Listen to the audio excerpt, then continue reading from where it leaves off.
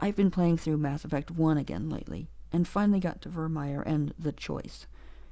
The one where Shepard has to choose to leave either Kaidan or Ashley behind. And although I've done it several times now, I still dread having to pick. It's still a hard choice. It's still a powerful moment when Shepard has to choose to leave someone behind to die.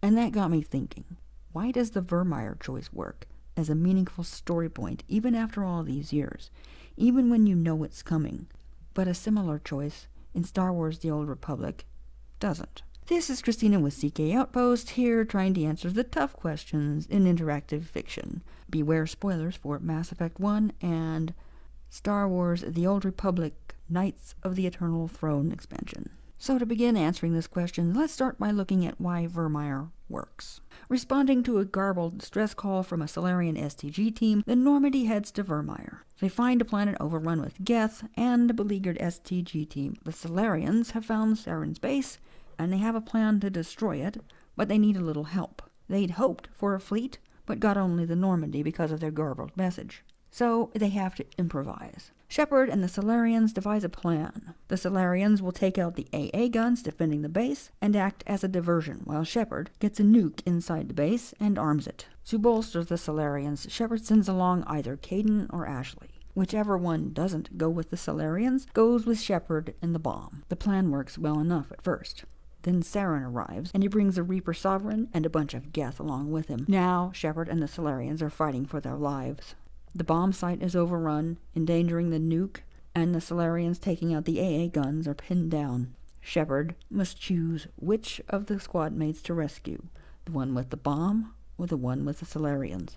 The one they choose lives. The other is left on Virmire to die when the nuke detonates. It's a poignant and powerful moment that brings home just how difficult the fight against the Reapers will be to Shepard and the player. Victory, if it's possible at all, will come at a great cost, and not everyone will make it through. More than that, though, Virmire serves as a crisis point for Shepard, even if the player doesn't care about either Kaidan or Ashley. Because Virmire is where Shepard loses. Not only do they sacrifice a soldier under their command so the Normandy can escape, but Saren gets away too. At this point, Sovereign looks unstoppable, and we see Shepard face adversity and struggle with grief, anger, and despair.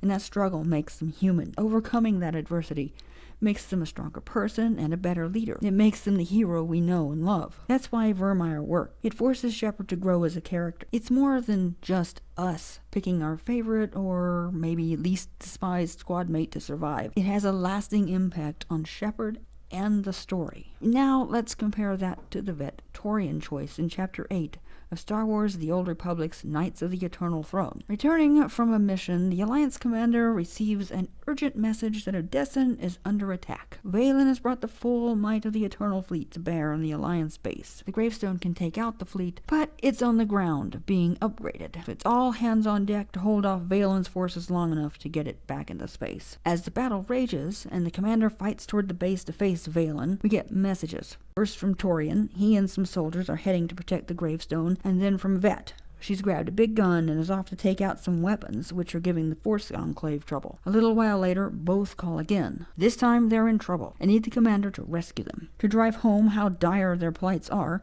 Valkorion even pops up to let us know we can save only one. Whichever one we don't rescue will die. At that point, we proceed to pick which to help, telling the other we'll come for them next. We head off and successfully rescue our chosen companion, but before we can go after the other, Valen arrives and captures them. She then snaps their neck to demonstrate the commander's helplessness in the face of her power. It's violent and shocking, at least the first time you do it, especially since you think you'll probably have a chance to save them both. After all, Valkorion has lied before many times. But after the initial shock, there's nothing more to it. Either Torian or Vette is dead, and everyone just moves on. There's no lasting impact on anyone, not even for a warrior or a bounty hunter for whom Vette and Torian are class companions. They just choose their old companion and go on their way. It just doesn't matter. But why? It has nearly an identical setup to Virmire, so why doesn't it work? One of the first problems is the setup. When the choice comes up, the Odessan wilds are full of skytroopers and walkers engaging with Alliance forces. Still, we never get the sense that the Alliance is about to fall. We come across Alliance personnel just standing around, many of whom are closer to Torian and Vette's location than the commander is. Any one of them could have gone to help.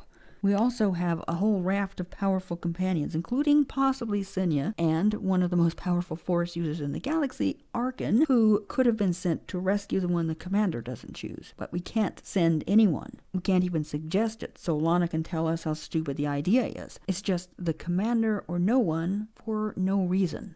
And that makes the choice feel contrived. Like the writers just want us to choose because they need something to give the chapter some weight, and to make us want to take out Valen. But they don't want to take the time to make it make sense. Now, I'm not saying Virmire's setup is perfect. It's not. I mean, where are all those Marines we see on the Normandy, and why can't the squad mates we're not using go after the one we don't? But the story also establishes that Shepard and the Solarian forces are already stretched thin, and with more waves of Geth pouring in, we can at least buy that sending more people might just result in their deaths too. In SWTOR's Chapter 8, it's just another hard choice that exists just to say there was a hard choice, and you're stuck wondering why you had to make a choice at all when you could have done anything else and it would have made more sense. Worse, though, is the feeling that this choice is aimed at the player rather than the commander. Unlike Shepard, who has served with Kaidan and Ashley from the beginning of the game, most commanders will have barely met Vette and Torian. So unless you're playing a warrior or a bounty hunter, the PC has no emotional investment in either of them. Even for a commander who tries to protect their people at all costs, it's still only just a shame, not a personal loss. Bounty hunters and warriors might care, but then they'll just save their old class companion. Maybe it's too bad they had to lose the other one, but in the end, it's not a hard choice and no big deal. And no commander,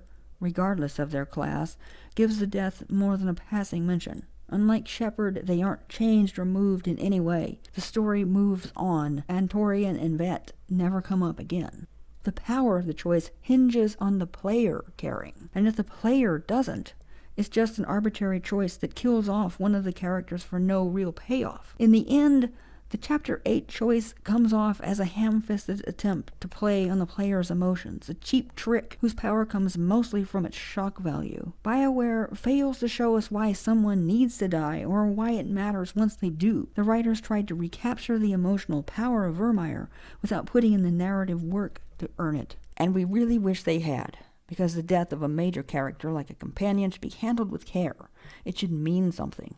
And Torian and Vette's death simply doesn't. Anyway, that's my 2 cents. Let us know what you think in the comments. And if you enjoyed this video, give us a like and subscribe for more. Thanks for watching, and we'll see you next time.